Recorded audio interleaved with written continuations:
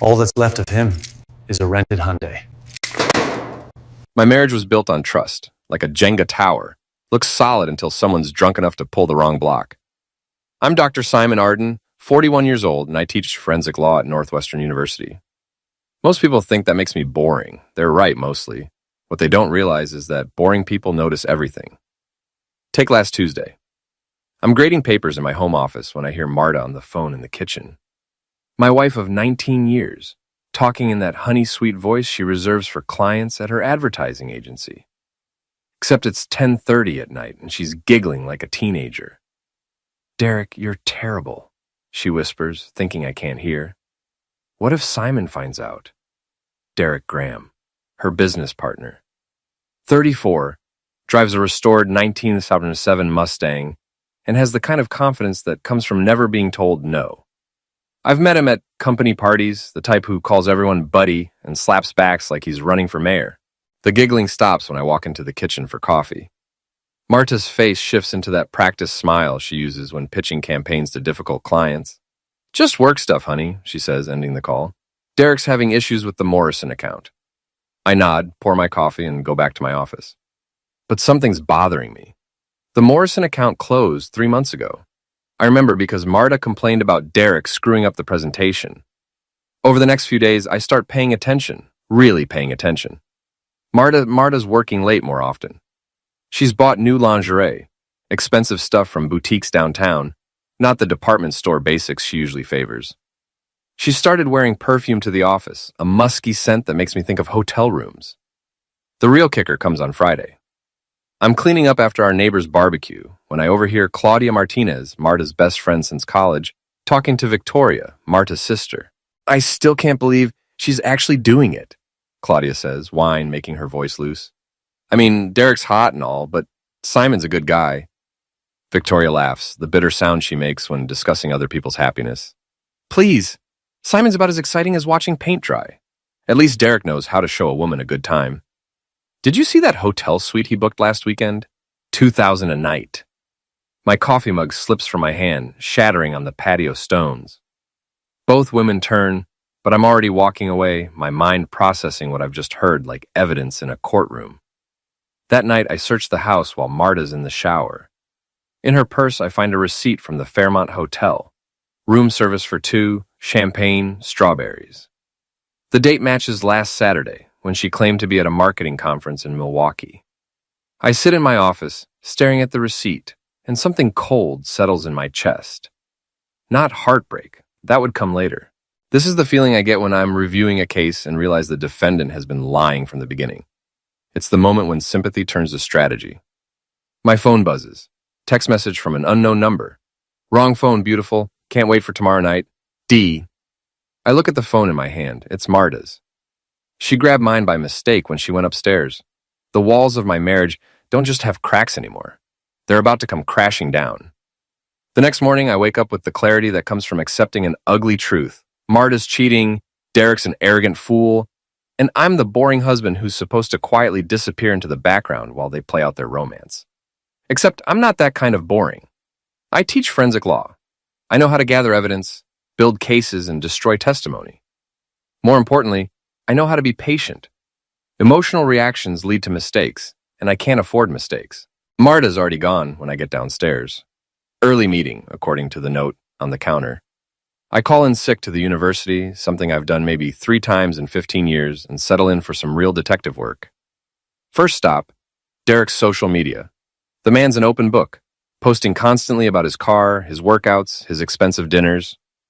I scroll through weeks of photos, looking for patterns. There. Last Saturday, a picture of champagne glasses at sunset, tagged at the Fairmont Hotel. The timestamp matches the receipt in Marta's purse exactly. Next, I drive to Marta's office building and park across the street. I feel ridiculous, like some private investigator in a bad movie, but I need to see them together. I need to know how deep this goes. I don't have to wait long. At 11:30, Derek's Mustang pulls up to the building entrance. Marta comes out, and even from 50 yards away, I can see the way she moves toward him, hips swaying, smile bright. She leans through the passenger window for what looks like a quick conversation, but her hand lingers on his arm longer than necessary. They drive off together. I follow, keeping my distance, feeling both foolish and furious. They go to Enzo's, an upscale Italian place downtown. Through the window, I watch them share a bottle of wine, lean across the table toward each other, touch hands like teenagers on a first date. Derek's doing most of the talking, gesturing with his hands, making Marta laugh. I take pictures with my phone. Not for any legal reason. Illinois is a no-fault divorce state, but because I want evidence of their carelessness. Evidence I can use later. When they leave the restaurant, Derek's hand is on the small of Marta's back, guiding her toward his car. They're so absorbed in each other that they don't notice me following them to the Fairmont Hotel. I park in the garage and take the elevator to the lobby, arriving just in time to see them disappearing into another elevator, Derek's arm around Marta's waist. The floor indicator shows they're going to the 15th floor. I wait in the lobby for 2 hours, reading a newspaper and nursing overpriced coffee. When they finally come down, Marta's hair is different, messier, like she's been running her fingers through it. Derek's shirt is wrinkled. They don't see me as they walk past, too busy whispering to each other and laughing. I follow them outside and watch Derek kiss my wife goodbye in broad daylight, right there on Michigan Avenue, like they're the only two people in the world. That's when the plan starts forming in my mind. Not revenge exactly, something more surgical. They want to act like I don't exist? Fine. But they're about to learn that the boring husband they've been ignoring knows a few things about consequences. I drive home and spend the evening researching Derek Graham. Social media, professional history, public records. The man's an open book, and what I read makes me smile for the first time in days. Derek's married, has been for 6 years, to a woman named Patricia, who happens to be a silent partner in Marta's advertising agency. She's also the daughter of the agency's biggest client, a construction company that accounts for about 30% of their annual revenue. This is going to be easier than I thought. Monday morning, I'm back to my normal routine. Coffee, newspaper, kiss goodbye from my cheating wife. Except now I'm playing a different game. And Marta doesn't know the rules have changed. "How was your weekend?" I ask as she gathers her things for work. "Quiet," she says without looking at me. "Just caught up on some reading." "That's nice. I was thinking we should have Derek and his wife over for dinner sometime. Patricia, right? I'd love to meet her." Marta freezes, her hand halfway to her car keys. "Why would you want to do that?" "Well, Derek's your business partner. Seems like we should be more social with your colleagues." I smile innocently. "Unless there's some reason that would be awkward?" "No, of course not," she says quickly. We're not really that kind of friends." "What kind of friends are you?" The question hangs in the air between us. Marta's face goes through several expressions: confusion, irritation, something that might be fear. "The professional kind, Simon. Don't be weird." She leaves without kissing me goodbye, something that would have hurt last week. Today, it just confirms what I already know. I wait an hour, then call the university to cancel my morning classes. Time for phase 2. I drive to Derek's neighborhood, an upscale development north of the city where the houses have circular driveways and 3-car garages. Derek's address was easy to find. He's listed as Patricia's husband on the construction company's website. The house is impressive, all glass and steel angles, with Derek's Mustang parked prominently in the driveway like a trophy. I park down the street and wait. At noon, Patricia Graham emerges from the house. She's attractive in a polished way. Blonde hair, expensive workout clothes. The kind of woman who lunches at country clubs and chairs charity committees. She gets into a white BMW and drives off. I follow her to an upscale gym, then to a coffee shop where she meets 2 other women who look like they stepped out of a magazine. I take a seat at a nearby table and listen. "Can't believe Derek's working so much lately," Patricia is saying. "He's never home anymore. Men and their careers," one of her friends replies. "At least he's ambitious." I suppose, though I did find a hotel receipt in his jacket pocket last week, the Fairmont. He claimed it was for a client meeting, but what? Well, it was for a suite, and there was champagne on the bill. What kind of client meeting involves champagne? The friends exchange glances. I lean closer, pretending to read my newspaper. "You don't think he's—" one of them starts. "I don't know what to think," Patricia says. "He's been different lately, secretive, and he's been spending a lot of time with that woman from work." "Which woman?" "Marta something. She's married too, but Derek talks about her constantly. How smart she is, how creative. It's nauseating." I finish my coffee and leave, my mind racing. Patricia's already suspicious. She just needs a little push in the right direction. That evening, I create a fake email account and send Patricia a simple message. Your husband and Marta Arden are having an affair. Fairmont Hotel, room 1547, Tuesdays and Fridays. Thought you should know. A friend. I don't expect her to believe it immediately, but doubt once planted has a way of growing. The next day, I'm teaching my advanced evidence class when my phone buzzes. Text from Marta. Working late tonight? Don't wait up. It's Tuesday. Of course she is. I dismiss class early and drive to the Fairmont. Sure enough, Derek's Mustang is in the parking garage. I take the elevator to the 15th floor and walk down the hallway until I find room 1547. I don't knock. Instead, I call the hotel's front desk from my cell phone. Yes, I'm concerned about a possible gas leak on the 15th floor, I tell the clerk. I'm smelling something strange near room 1547. You might want to evacuate that area as a precaution. 20 minutes later, a hotel employee is knocking on the door, explaining about the gas leak and asking guests to evacuate immediately. I'm positioned at the end of the hallway with my phone ready. The door opens and Derek emerges first, looking annoyed and disheveled. His shirt is unbuttoned, his hair messed. Behind him comes Marta, trying to smooth down her dress, her lipstick smeared. I get it all on video. The guilty looks, the way they avoid eye contact with the hotel employee, Derek's protective hand on Marta's back as they hurry toward the elevator. But the real prize comes as they're waiting for the elevator. Patricia Graham steps out of the elevator they're about to enter. The look on Derek's face is priceless, pure panic, like a deer caught in headlights. Marta goes pale, realizing immediately who this woman must be. Derek? Patricia's voice is ice cold. What are you doing here? Patricia, I can explain. With her? Patricia's gaze shifts to Marta, taking in the disheveled appearance, the obvious guilt. You're the woman from the office. I'm recording everything, staying hidden around the corner, watching my cheating wife's world begin to crumble. It's not what it looks like, Derek stammers. Really, because it looks like you're screwing your business partner in a hotel room while I'm at home planning our anniversary dinner. The elevator arrives with a soft ding. Other hotel guests are gathering in the hallway, evacuating their rooms, and now they're all staring at this domestic drama playing out in front of them. Patricia, please, Marta finally speaks. Let's not make a scene. A scene? Patricia laughs. But there's no humor in it. You're worried about a scene? You're sleeping with my husband, and you're worried about embarrassing yourself? Security arrives then, trying to manage the evacuation, but the damage is done. Patricia storms off, leaving Derek and Marta standing there like actors who've forgotten their lines. I slip away before they can spot me, but I have everything I need. The video, the confrontation, the public humiliation. Phase 2 is complete. Time for the real war to begin. The fallout from Tuesday's hotel encounter spreads faster than gossip at a high school reunion. By Thursday morning, I'm hearing whispers in the faculty lounge about some scandal at Marta's agency. By Friday, Claudia calls me directly. Simon, I think you should know, she says, her voice careful. There are rumors going around about Marta and Derek. What kind of rumors? I ask, playing innocent. That they're involved.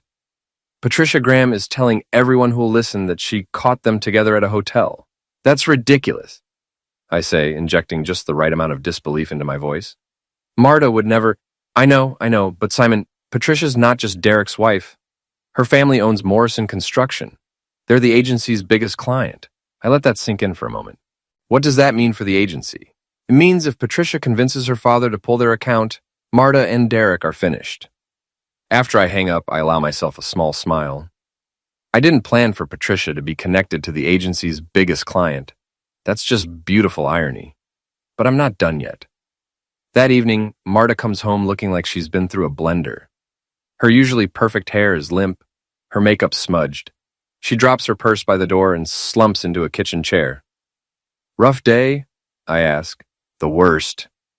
She looks up at me, and for a moment, I see the woman I married 20 years ago, vulnerable, uncertain. Simon, if I told you I made a terrible mistake, would you forgive me? Here it comes. The confession, the tears, the plea for understanding. Part of me, a small part, wants to take her in my arms and pretend none of this happened. But that part is overwhelmed by the cold anger that's been building for weeks. What kind of mistake? I ask. She starts crying then, ugly sobs that shake her whole body. I've been seeing Derek. We've been having an affair. I sit down across from her, keeping my expression neutral. How long? 3 months, maybe 4? I don't know why I did it. I was feeling old, invisible. Derek made me feel young again. And you decided our marriage was worth less than feeling young? No, that's not Simon. I love you. I've always loved you. This thing with Derek, it was just physical. It didn't mean anything. It meant enough for you to lie to me every day for 4 months. She reaches across the table for my hand, but I pull away. I ended it, she says desperately. After what happened at the hotel, I told Derek we're done. Patricia's threatening to destroy the agency. Derek's talking about leaving his wife, but I told him I want to save our marriage. What did Derek say about that? He's angry. He thinks I'm abandoning him. But Simon, you have to believe me. I choose you. I choose our family. I study her face, noting the desperation, the fear. She's not just afraid of losing me. She's afraid of losing everything, her job, her reputation, her comfortable life. I need time to think, I tell her. How much time? I don't know. Maybe you should stay at Victoria's for a while. The suggestion hits her like a physical blow. You're kicking me out? I'm asking for space. There's a difference. She packs a bag that night, crying the whole time. I watch from the doorway, feeling nothing. The woman I loved is gone, replaced by this stranger who traded our marriage for hotel room adventures with a man who drives a classic car and tells her she's special. After she leaves, I pour myself a scotch and start planning phase 3. Derek Graham thinks he can walk away from this mess unscathed. He's about to learn otherwise. The next morning, I drive to Derek's office building. His Mustang is in the parking garage, but it looks different. Someone has keyed the word cheater into the driver's side door and poured sugar in the gas tank. The car won't start. I watch from across the street as Derek discovers the damage, his face red with rage. He calls a tow truck, paces around the car, makes angry phone calls. When the tow truck arrives, I follow it to the repair shop. Excuse me, I tell the mechanic. That Mustang they just brought in, the owner's a friend of mine. What happened to it? The mechanic shakes his head. Someone really had it in for this guy. Keyed, sugar in the tank, brake fluid on the paint job. Gonna cost him at least $5,000 to fix. I make sympathetic noises and leave, but I'm smiling. I didn't vandalize Derek's car. That was someone else. Probably Patricia, or one of her friends. But I'm happy to let Derek think I'm responsible. That afternoon, Derek shows up at my house. He's driving a rental car, a basic sedan that looks pathetic compared to his usual ride. He pounds on my front door like he's trying to break it down. Open up, Arden. I know you're in there. I take my time answering, making sure to look calm and collected when I finally open the door. Derek, what brings you by? You know perfectly well what brings me by. You destroyed my car. Did I? That's a serious accusation. Do you have any proof? His face is purple with rage. Don't play games with me. You found out about Marta and me, and now you're trying to ruin my life. Your life seems to be ruining itself just fine without my help. I heard Patricia's family is pulling their account from the agency. That must be stressful. You sanctimonious bastard. You think you're so much better than me? Your wife came to me because she was bored out of her mind. You want to know what she told me about you? Not particularly. She said you were like having love with a corpse. No passion, no excitement, just going through the motions. The words are designed to hurt, and they do. But I don't let it show on my face. Is that why you're here, Derek? To share marital advice? Because I have some for you too. When your wife divorces you and takes half of everything, remember that it was worth it for 4 months with a woman who just told you she chooses her boring husband over you. His face goes white. Marta told you that? She told me a lot of things, including how you begged her to leave me and how disappointed you were when she refused. It's a guess, but Derek's expression tells me I'm right. You're pathetic, he snarls. Maybe, but I'm pathetic and married. You're just pathetic. He takes a step toward me, hands clenched into fists. For a moment, I think he might actually try to hit me. Instead, he spits on my doorstep and stalks back to his rental car. This isn't over, he calls out. Yes, it is, I reply. You just don't know it yet. That night, I send an anonymous email to the partners at Derek's agency, detailing his affair with a married colleague and the resulting loss of their biggest client. I include Patricia's contact information and suggest they might want to hear her side of the story. By Monday morning, Derek Graham is unemployed. The agency fires Derek on Monday morning. By Tuesday, the story's all over their industry, the hotshot account manager who destroyed his career for an affair. Marta calls me in tears, begging to come home. They're blaming me too, she sobs over the phone. They think I seduced Derek to sabotage the Morrison account. It's insane. Why would they think that? Because Patricia's been telling everyone I'm some kind of corporate spy. She's convinced her father that I deliberately broke up her marriage to hurt their business. Are you going to be fired too? I don't know. They've suspended me pending an investigation. Simon, I need to come home. I can't deal with this alone. The investigation will be easier if we're not living together. It looks better. Since when do you care how things look? Since my wife's affair became public knowledge. There's silence on the line. Then, I thought you forgave me. I said I needed time to think. I'm still thinking. How much more time? I'll let you know. I hang up and immediately call my lawyer, Jim Hendricks. Jim's an old friend from law school, now a partner at one of the city's top divorce firms. Simon, I heard about Marta. I'm sorry. Don't be. I need to discuss my options. You're thinking about divorce? I'm thinking about protecting myself.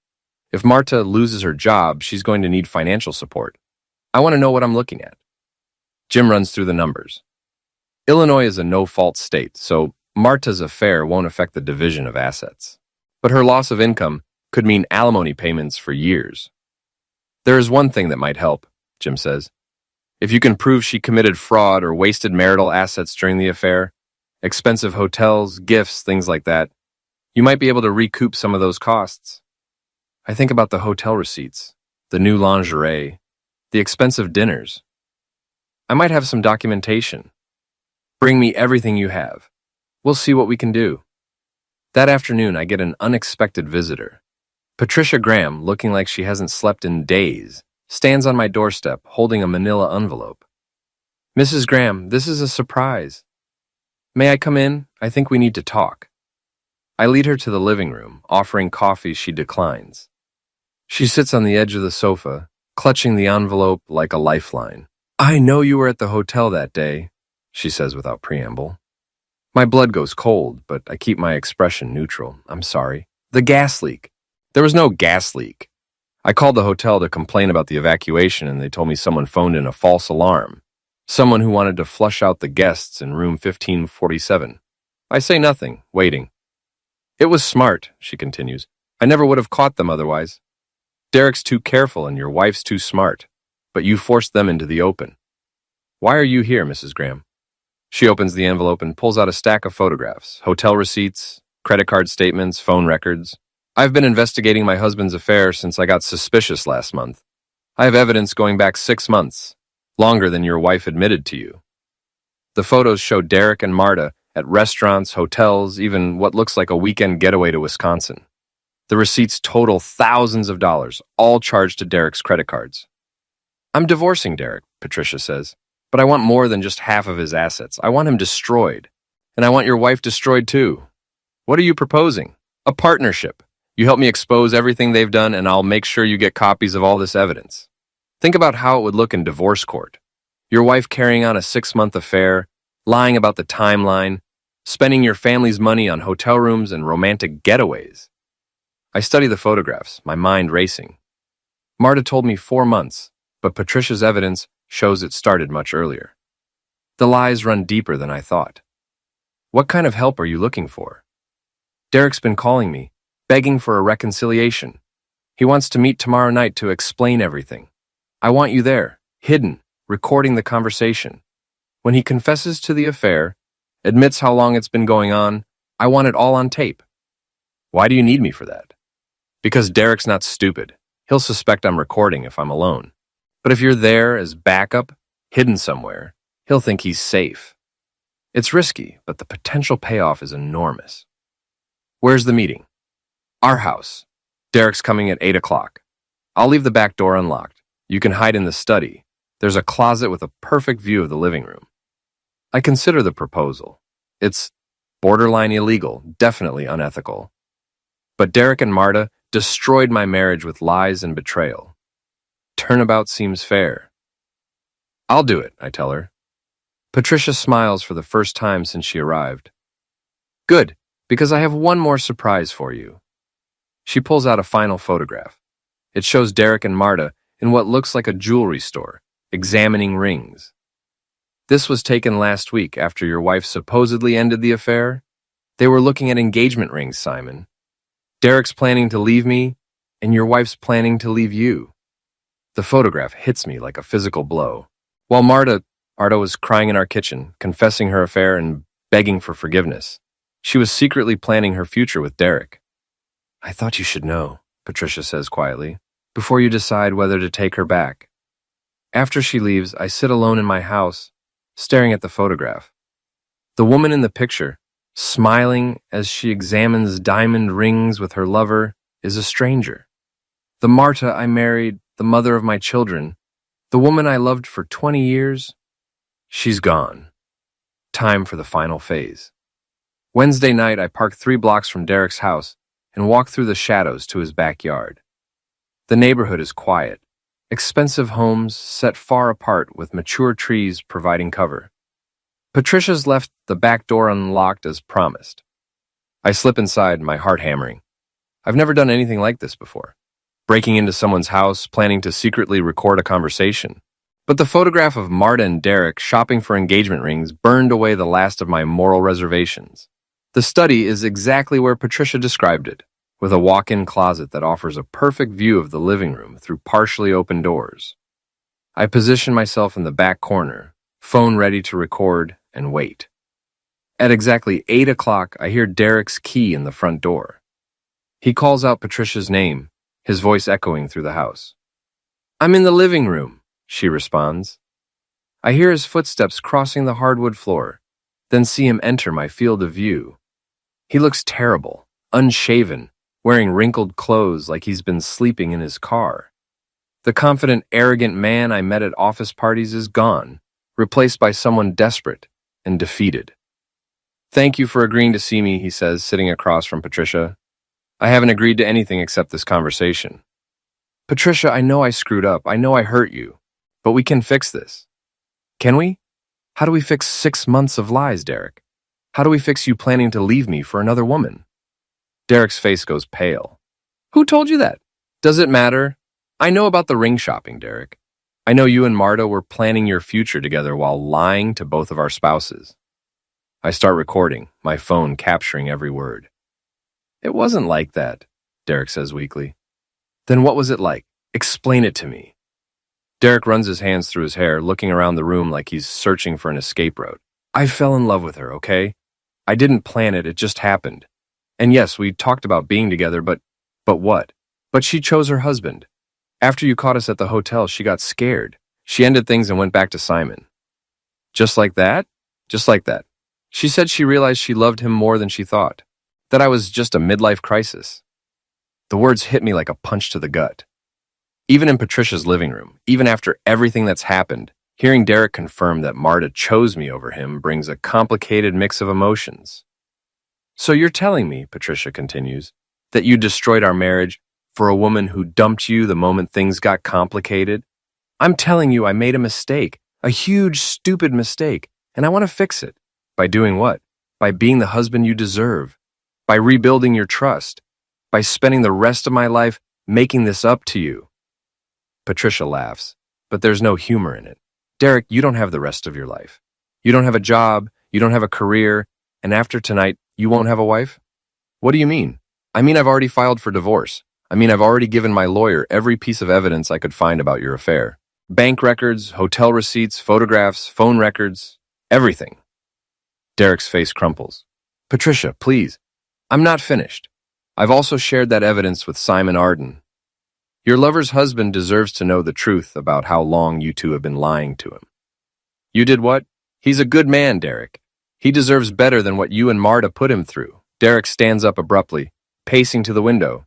You vindictive witch. You want to destroy everyone, don't you? I want justice. There's a difference. Justice? You want to ruin Marta's life because you can't handle the fact that I fell in love with someone else? I want to ruin Marta's life because she helped you lie to me for 6 months. Because she knew you were married and didn't care. Because she's just as guilty as you are.